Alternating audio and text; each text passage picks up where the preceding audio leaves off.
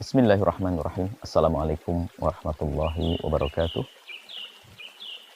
Alhamdulillah wa syukrulillah. Wassalatullahi wassalamu ala rasulillah. Habibina Sayyidina Muhammad bin Abdullah wa ala alihi wa ashabihi wa mawalah. Amma ba'd. Ada orang beriman dan yang tidak beriman.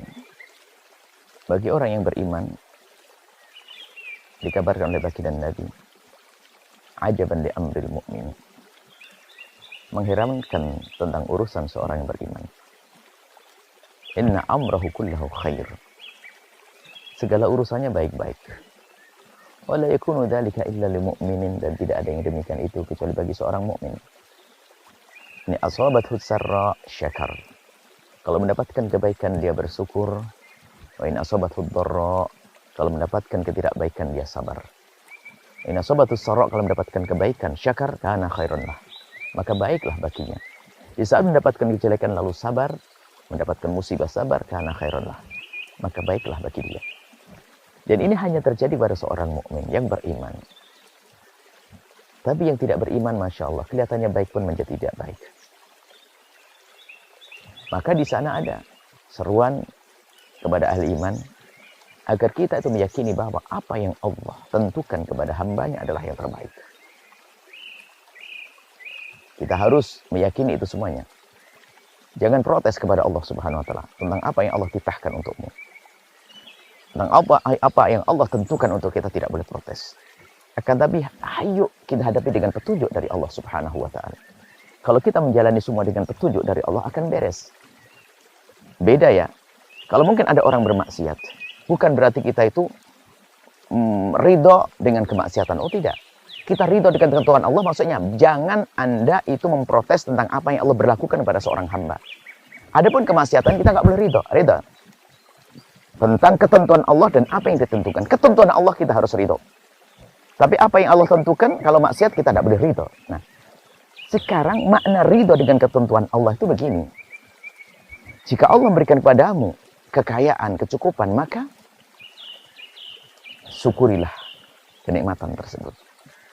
Dan jika Allah Subhanahu wa ta'ala memberikan kepadamu ujian dan musibah, maka itu sudah ketentuan dari Allah. Nggak perlu protes. Sabar.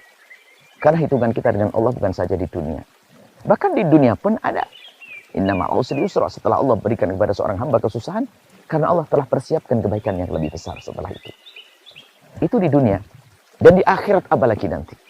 Maka di saat mendapatkan ujian musibah, hendaknya sabar dan sabar dan sabar, dan kesabaran ada nilainya di hadapan Allah. Seperti sabarnya sesaat orang harus minum obat pahit, tapi dia ngerti akibatnya setelah minum obat nanti akan ada enak badan. Kenapa orang mau disontek? Kenapa ada orang mau minum obat yang pahit? Karena apa? Dia ada harapan. Dan ahli iman punya harapan panjang.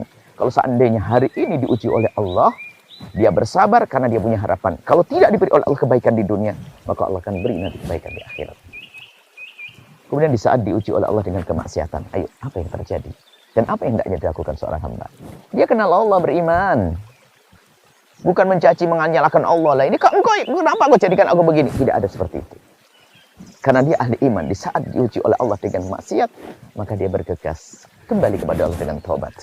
Itu namanya ridho dengan apa yang Allah dengan ketentuan Allah. Bukan malah sibuk menyalahkan Allah dan seterusnya. Tidak. Bukankah Allah membuka pintu tobat kepada siapapun? Seorang hamba berusaha kembali kepada Allah dengan tobat, memohon ampun kepada Allah Subhanahu wa taala. Tapi orang yang tidak beriman tidak bisa menerima itu semuanya. Atau orang yang hatinya kotor, rusak, dia mengatakan, kan yang menjadikan kita bermaksiatkan Allah. Kenapa kok Allah kalau kita harus dihukum? Pembahasan akidah. Bukan. Ini adalah bahasan asilah masalah beriman tentang qada qadar Allah. Kemudian bagaimana ketentuan Allah tentang seorang hamba. Akan tapi untuk menyelesaikan ini sangat sederhana.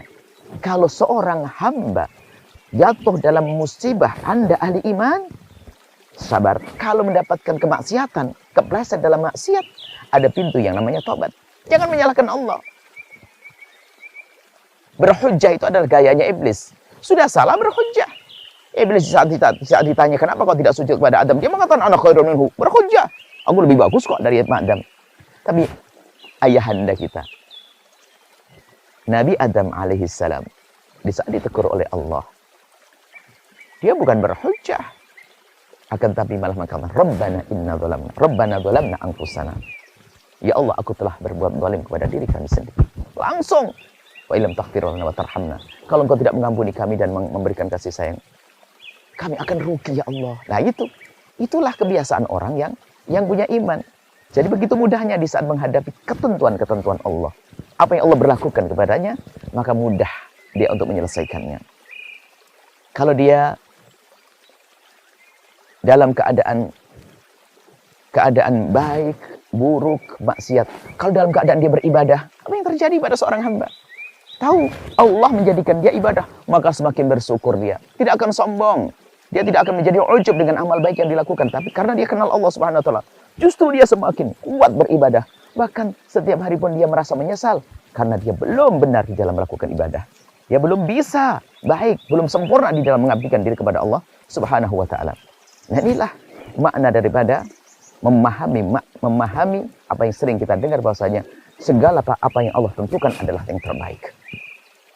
Anda melihat orang kafir, Anda tidak perlu bertanya, kenapa kau jadikan dia kafir? Salah. Kalau Anda melihat orang kafir, itu kesempatan bagi Anda untuk naik pangkat di hadapan Allah. Dakwahlah kepada dia, ajak dia untuk menjadi mulia. Apalagi menjadikan orang fakir. Lalu berkata, ya Allah, kenapa ada orang fakir di sini? Anda salah. Anda ahli iman. Tolong orang fakir. Anda akan naik pangkat. Dan seterusnya. Begitulah makna ridho dengan apa yang Allah tentukan. Apa yang terjadi selesai. Ada bencana alam. Di mana-mana misalnya.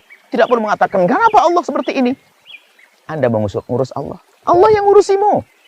Allah yang mengatur dirimu. Jika Allah menjadikan orang fakir di kiri kanan kita itu, bukan karena Allah tidak bisa beri makan kepada mereka. Akan tapi karena Allah ingin mengangkat siapapun yang peduli kepada mereka. Jika Allah menurunkan musibah di beberapa tempat, bukan karena Allah tidak bisa menolak musibah tersebut. Tapi Allah ingin menggugah Anda yang mulia untuk bisa peduli kepada mereka. Itulah makna bagaimana kita, itulah cara bagaimana kita memahami makna yang kalimat yang sering kita dengar bahwasanya segala yang Allah tentukan adalah yang terbaik. Wallahu a'lam bishawab. Assalamualaikum warahmatullahi wabarakatuh. Setelah Anda menyaksikan video ini, jangan lupa berselawat kepada baginda Nabi Muhammad sallallahu alaihi wa alihi wa sahbihi wasallam.